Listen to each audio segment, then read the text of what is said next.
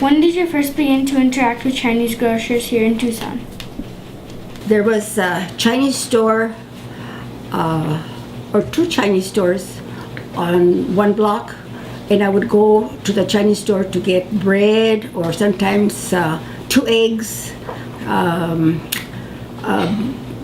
We never bought things in quantity because we didn't have a place to keep it. We used to have ice boxes, but the ice did not cool the food very much. So almost every day I'd go to the Chino and get things that we needed. Everybody had a garden, but sometimes we didn't have onions, so we would buy onions for the Chino. Sometimes we didn't have cilantro, and so we'd go to the Chino and get cilantro. So just about anything we needed, they had. So I was about 2 years old when I remember that. And one thing that was my job was we had kerosene lamps and a heater. So I had to get kerosene in a little container like that, and I go and get, I don't know, maybe 10 cents worth of kerosene for the lamps. And I would do that maybe 2 times a week. And so that I remember going to the Chino. Now, if one of the Chinos did not have eggs or cilantro, one of the kids would run across the street to another store and get the things. But if they didn't have it, sometimes they didn't, they would run a whole block to the other corner and get it from there. So sometimes we had to wait a little bit while they got our groceries. Yeah. What do you remember about the stores? The stores were mysterious because once you walked in, it was like dark. It was very dark inside. The houses were adobe, and so they were kind of cool. They were cool in the summer. They were very comfortable in the winter. But they had a lot of things, boxes and things, on the windows, so that blocked the light from coming in. So when you first walk, they had wooden floors. And that was nice. You know why? Because where I lived, we had dirt floors. Yeah. So if anybody had wooden floors, that was really neat. So I remember we were walking barefooted, and every so often we get splinters in our feet. Yeah, because of the wood.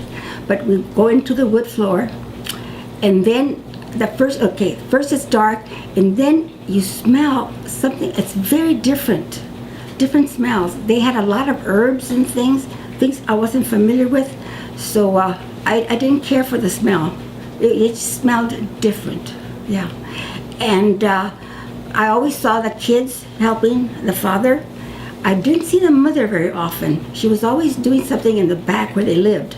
But it was the gentleman and the kids who attended the people coming in to buy things. But those things I remember. And like I said, they were always nice. Whenever you bought, I don't know, maybe $5 worth of things, that's a lot of money in those days, they would give you a little present, a candy. Pilon, they call it. Oh, they call it pilon.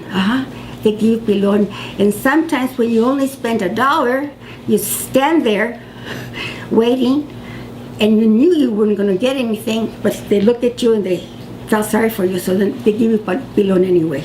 So they were very nice. Which Chinese grocers did you know? What do you remember about the stores? We lived mainly around McCormick, Meyer, and Convent, and the Star Mercantile was on Meyer, and that was the best store to buy at. The Chino there was very personable. He spoke Spanish, and then there was another one in the corner, Chino Sui, and we rarely bought there unless we had to, because it smelled Chinesey. What do you remember about the lives of the Chinese grocers? The children were always helping in the store, and they were very, different ages, but they were always doing something. They were packing, unpacking, sweeping. They were rearranging stuff, but they always were in the store working. That is what I remember. Well, what I remember about the children my age and the like, of course they went to school with me. They were all very bright. They always got their homework done, and I used to pal around with them quite a bit because I got a lot of information. There was always the grandma in the story, you know, that she walked like it hurt to walk, you know, because her feet had been bound, you know, and make them real small.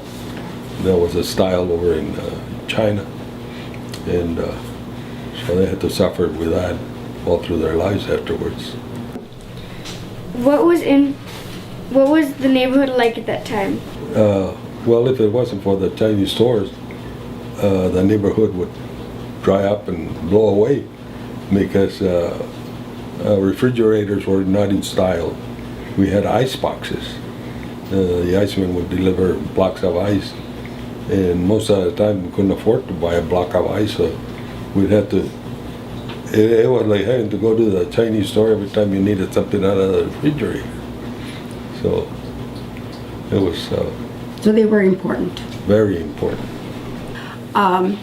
They kept a record of what we bought. We would charge the groceries or whatever we bought. We would charge it, and then at the end of the week or the end of the month, we would pay the bill. So we had credit in those days, and not like today, some people didn't pay, but then other people did pay. And his mom was very honest, and she said, "I will pay the bill, but you need to give me more time."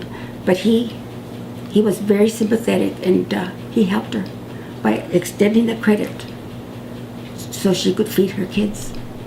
Left of the Chinese grocery. What is left? All that is left, in my point of view, is our memories. And they were, I'd say, good memories, because we would get, like I said, the food, treats like saladitos from the store. And a lot of kids, everywhere you saw them, they were eating saladitos, and they're really gross. That used to be,